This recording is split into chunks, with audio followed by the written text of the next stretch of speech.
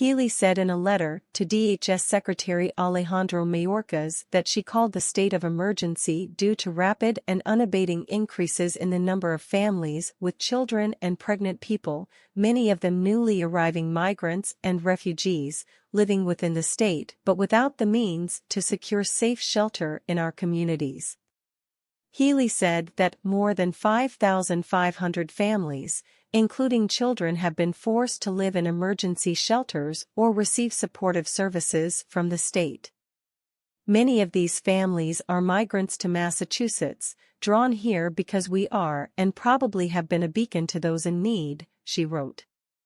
These families require help to obtain housing, food, medical care, education, diapers, and infant formula. Some are fleeing imminent threats of violence. They all have one thing in common. They are in danger of going without the most basic human rights in one of the most prosperous places on earth. She blamed the crisis on a confusing tangle of immigration laws, an inability for migrants to obtain work authorization from the federal government, an increase in the number of people coming to Massachusetts, and a lack of an affordable housing supply in our state. Healey's call for federal help follows that of New York City, Chicago, and New York State. The migrant crisis in New York City has reached a point of such unprecedented heights that New York City Health Commissioner Ashwin Vasan announced recently that illegal immigration has been ushering a new wave of tuberculosis and polio into the city. In a citywide letter to physicians and healthcare administrators last month, Vasan said that the more than 50,000 illegal immigrants that have come to New York City since last year caused a spike in contagious diseases like tuberculosis and polio.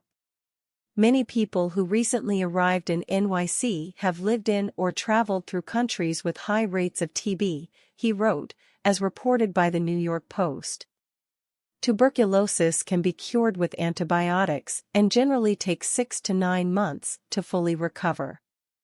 According to the Post, the city's TB rate is now more than double the national rate, with 6.1 cases per 100,000. Close to 9 out of 10, 88%, of these TB cases are people born outside the United States, it noted. Every neighborhood in the city has had at least one case.